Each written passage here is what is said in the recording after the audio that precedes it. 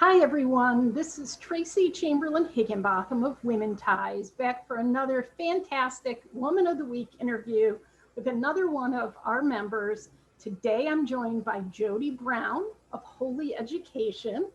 And I'd like to share just a little bit before I get into some of the interview questions, but I remember meeting Jody, I think for the very first time when I had a book launch in the Syracuse area, and she came in from Seneca Falls to be part of that. And we had the book launch at a cute little women-owned bookstore in the village of Liverpool. And she came in, and I remember she had colored hair. It might have been pink at the time, but I remember her happiness and her energy and her positivity is what kept her in my mind after that meeting. And I've been honored to have her as a member and to get to know her over the past, I think it's been about a year and a half. And so I'm really honored to interview her today on a couple of things that she does that are really unique, not that a lot of other women entrepreneurs do. But first, we'll just start by saying, welcome, Jody. Thank you for joining me. Well, thank you. Thank you for having me, Tracy. I'm super excited to be here. Thank you. Yeah, and I'm really excited because you shared something and it took me back to my own kind of beginnings with Women Ties, that you just finally got a new office and location space for some of the things you're doing. So tell us, like, what made you finally decide to do that? I think you've been thinking about it for a little bit. You know, it's one of those things that I always thought was just out of my financial reach. And it's really, this is kind of, you haven't heard this whole story, Tracy. This is kind of interesting. I have a piano that it was my mother's piano when she went away to college. And it's the piano that I learned to play piano on. It's a little tiny 66 keyboard or 66 key keyboard. The past 5 years, it's been out at my daughter's house in Rochester because I have a grand piano at our house in Manoa, and I have a grand piano at my apartment here in Seneca Falls. I didn't need this third little one. Well, my daughter is selling her house in Rochester, and she needed to get rid of the piano. And she said, "Would you like it back?" And I said, "Of course I want it back. I have a huge sentimental attachment to this piano, but I needed someplace to put it. I don't have any room in our house in Manoa, and I don't have any room in our apartment in Seneca Falls." And I just happened to be walking down State Street in Seneca Falls and saw this cute little space for rent. Talk about just the convergence of things, and it's in my price range. Awesome. And I signed the lease on Saturday, and the piano got moved in on Monday. It was just meant to be.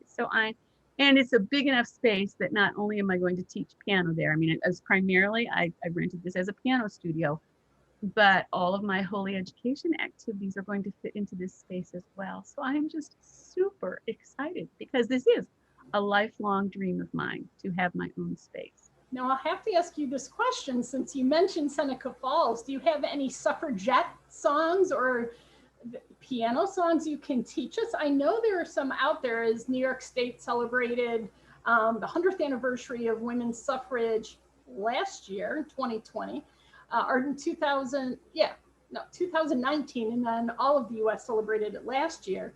So you're in this really iconic feminist women's rights center. I think that you might have to learn a few good old women's patriotic songs to play.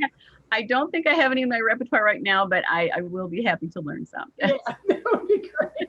And I think you and I relate the fact that everybody in my family's played piano. And so my mother suggested it to me. I was a teenager, and the thing that was tricky about it is she said, you know, you're old enough to bike there. So I would bike probably 3 miles to piano class, take my piano lessons, and bike home. So I got exercise and very nimble fingers at the same time one summer. Very good. And loved it, and loved the fact that you were teaching during COVID. That I don't know if you still teach it. You still teach piano lessons via Zoom as well? I plan to resume in-person lessons in September. Okay. So over the summer, I'm still doing Zoom, yes. Oh, awesome. Okay, terrific. Because I know you have your studio, but I thought that was a cool thing for like somebody like me who might not be able to travel to Seneca Falls. At least I thought. And I will continue to do Zoom if anybody wants to do it. You know, it's I will say the past year has been a challenge. Zoom is not necessarily the best way to learn piano, but there are instances where it works. Yeah, yeah, absolutely.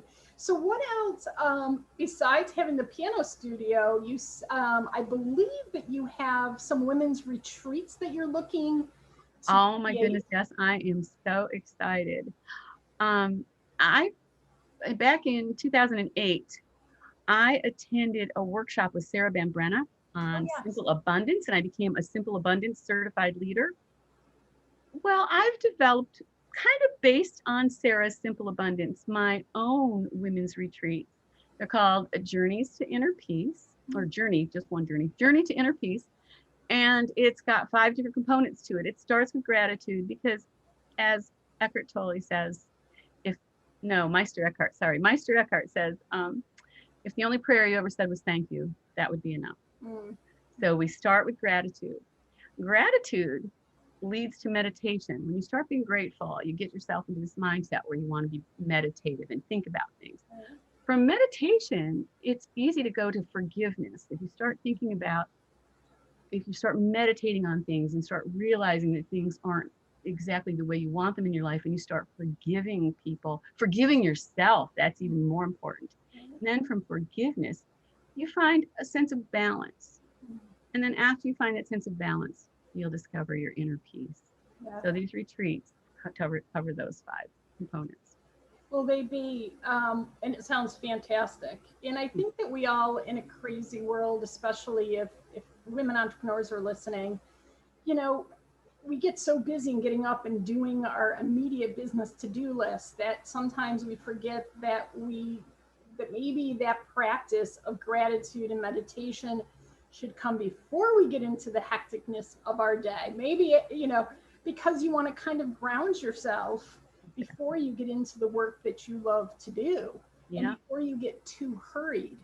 And so I would think that this would be really great for women entrepreneurs that find not enough time to relax and enjoy themselves. Do you find that with your customers and people you're attracting?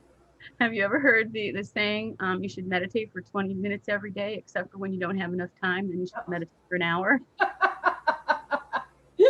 That's a great one. I haven't, but that's, yeah, very good. So yeah, definitely. And then I just saw another quote the other day, the quieter you become, the more you can hear.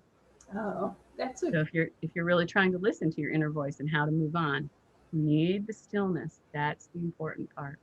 You can't keep going.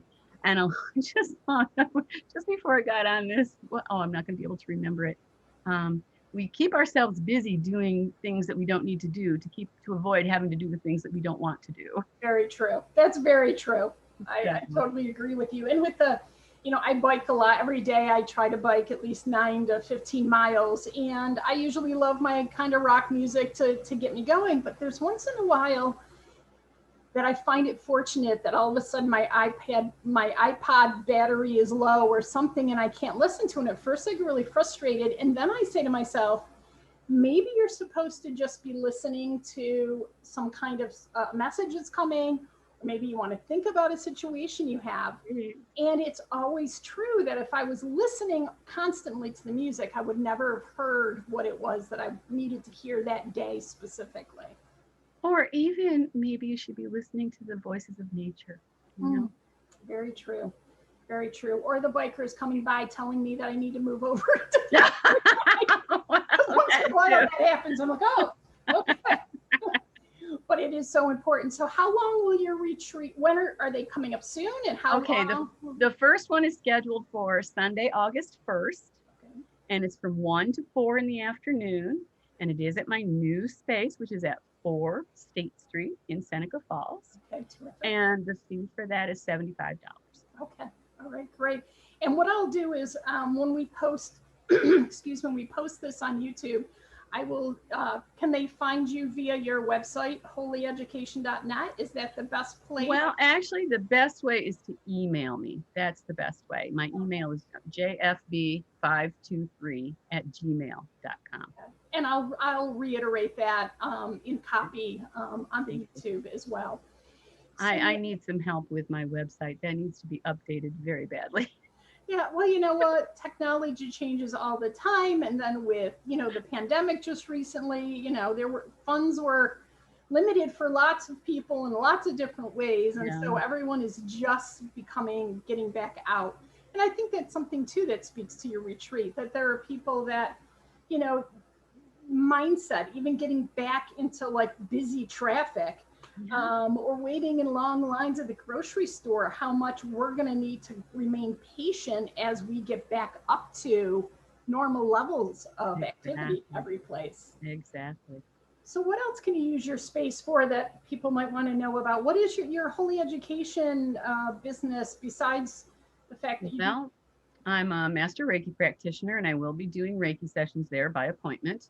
I'm also a certified health coach, so I will be doing health coaching there. Right. And I will also be leading meditation classes there. I'm hoping to do some lunch hour meditations. Um, Oh, wonderful. And the thing people, again, should realize when they come to Seneca Falls is, and a reason to stop by your place or to come and see you there is the fact that Seneca Falls is the birthplace of the women's rights movement. And they have a new open museum, which is probably wonderful to see. So they can get like 2 for 1 if they come to visit yes, you, yes, especially if you're a feminist or somebody that's really into yeah. women's rights as well. Terrific. Um, so how long you've been waiting for the space for a while? How long and what made you finally make the decision to take the big step? A lot of women entrepreneurs work out of their homes for many years, and then finally there's something that spurs somebody to. Well, it was having my daughter selling her house, and I had to have some place to put the piano. So it had to do with your daughter alone. Okay, well that's awesome. And then, all right, I'm going to share a story. This is like not related to anything, except I just love how sometimes the universe puts you where you need to Right. be. Back when I got my first grand piano, which is like 10 or 12 years ago now, um, there the a member of our congregation had passed away, and this was her piano. And one of the other choir members, we were both all in choir. One of the other choir members said, the family wants to sell the piano, but they don't want to just sell it. They want it to go to somebody who knew her, who would remember her memory, who would honor her memory. And I was like, oh. Yeah, right. That's me. Now, at the time, I lived in an upstairs apartment that even if we could have fit the piano up the stairs, there was not enough room in the apartment. Well, meanwhile, the music director, the choir director, had an apartment for rent. Now, he lived upstairs, his downstairs apartment. He had a grand piano upstairs, so I knew the grand piano would fit. So here I am ready to take a piano, sight unseen, in an apartment, sight unseen. And everybody's asking me, why are you moving? I said, because I got a grand piano. Like, why? That isn't a reason to move. Right. So, I kind of feel like sometimes the universe just converges to give you what you need. It did. And this is the first part of that story is after I turned 50, I gave up the thought of ever having a grand piano. And I was like, how old am I now? I was in my late 50s when this happened. And I got my grand piano. And Yeah. then like about 5 years ago, I got a second grand piano. Oh my gosh. Lucky, Which is lucky. at our other house. So this time, my daughter's selling her piano, or not selling her house rather, me needing to have a place to put the piano, and then just coincidentally, I do not believe in coincidences, walking by this available space in Seneca Falls and having it be affordable. Right. Just convergence of everything. I tell my husband, I've won the lottery. I've won the lottery. But you know what? It's a good. You and I were recently on a call, and I think for any other women entrepreneur listening to this, the point too being, and this happened for my son down in New York City, is he was able to renegotiate his rental price, and he lives in the West Village, which is this cute, quaint place. And he knew that because everything had happened with COVID, and that they were offering apartments in their building now at a lower rate, that he called and said to his landlord, hey, we don't want to move into one of your other cheaper apartments because we like where we are, but can you work with us on our pricing so we can stay here? And I think there's so many opportunities for women entrepreneurs listening to what you're saying, that maybe you've thought about wanting to have a space. Maybe you don't have a piano that's landing in your lap, but maybe you've always had that inkling to step out into your own office away from your home. And maybe now is the time because of rates being different from COVID and real estate being affected. Well, I will share even more of this story. The original asking price for this space was $450 a month. Mm-hmm. And I was like, I can't afford that. I really can't afford that. And my husband said, well, why don't you find somebody to go in with you? So I do have this friend who teaches guitar, and we both looked at the space together. Now, $450 cut in half is $225. I could afford $225. Yeah. Well, they originally told us that the space was 450 square feet. And when we were looking at it, we marked it off. It's less than 350 square feet. Mm-hmm. So, unfortunately, my friend Joe decided that he just was not in a financial position to be able to do this.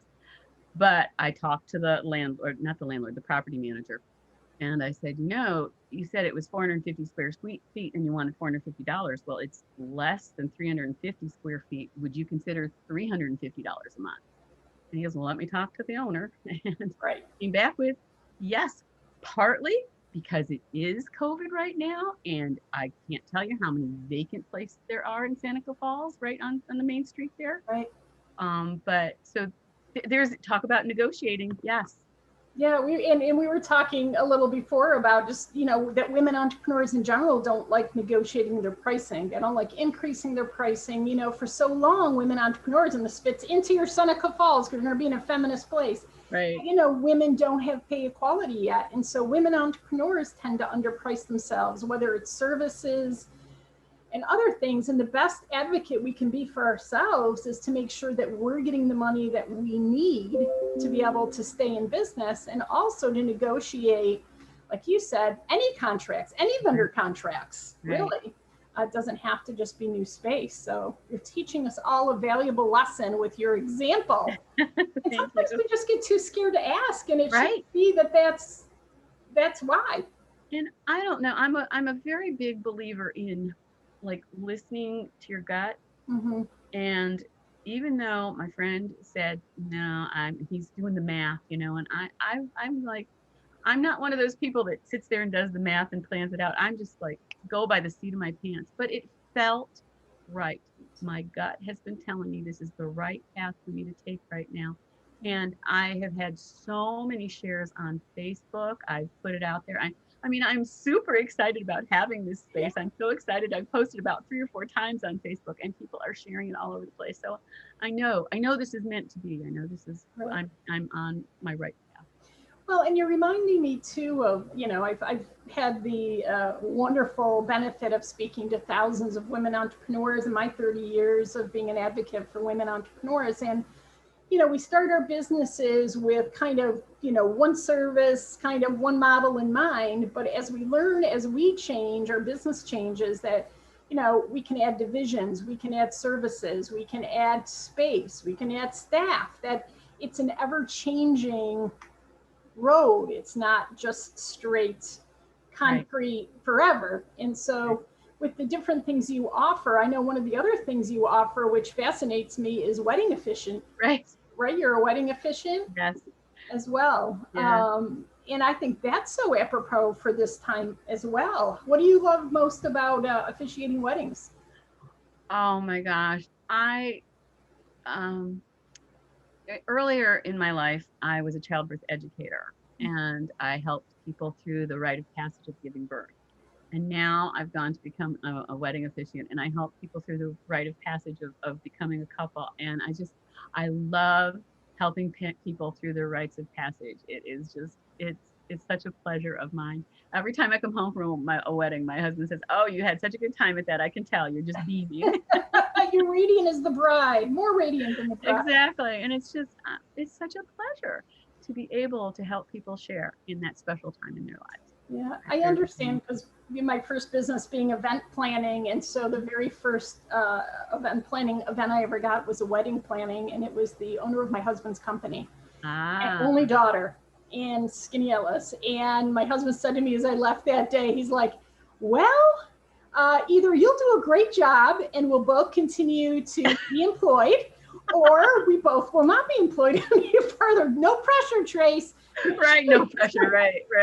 But what I've always said is that being the last person, usually with the bride, as they get ready to walk down the aisle, is also such a kind of sacred place, because you feel, like I have goosebumps saying it, you feel the happiness and the love and everything Yeah. that's going to be happening. So I'm in the back sending them down towards you, and then you're in the front greeting them to appreciate. And they're just, and I specialize in small custom ceremonies, and everyone is so unique and so special. Oh my God, I'm getting tears in my eyes just thinking. Do you do same sex Yeah. weddings as In well? fact, I have one coming up next week. Yep. Awesome. That's great. Well, that's the thing, that as life changes, I was married in a Catholic church, and with my husband, we've been married for 33 years, but we renewed our vows on the beach in Sanibel on our 30th wedding anniversary. And we had a female officiant, because I said to my husband, being the feminist I am, I had an Italian Catholic male priest, for my first, I want a female officiant for our renewal. And she was fantastic. So I highly suggest, I'm sure if I could have taken you with me to Sanibel, I would have, Jody. I don't think we knew each other then, but. So I know. So how do people get a hold of you? Because you've mentioned so many great things that you do. You've got your space, you're teaching piano lessons, you have Reiki, you have your retreats coming up, and you're also a wedding officiant. How is the best way for anybody to find out about you and to secure you for any services? So email or text. And my email is jfb523@gmail.com. And my phone number is 315-882-1450. Okay. Those are the two best ways to get a hold of me. Okay, awesome. Well, thank you so much for joining me today, for sharing all your enthusiasm for all the things you're doing, whether it's teaching piano or being an officiant or leading women's retreats. I hope that some of the people that are listening to us will learn more about you, talk about you, suggest you to other people, and find out how wonderful that you are. And thank you for being with us today. Thank you, Jody. And come back for our next Woman of the Week interview in another week or so. Thank you. Thank you so much, Tracy. Yep. Bye-bye. Bye-bye.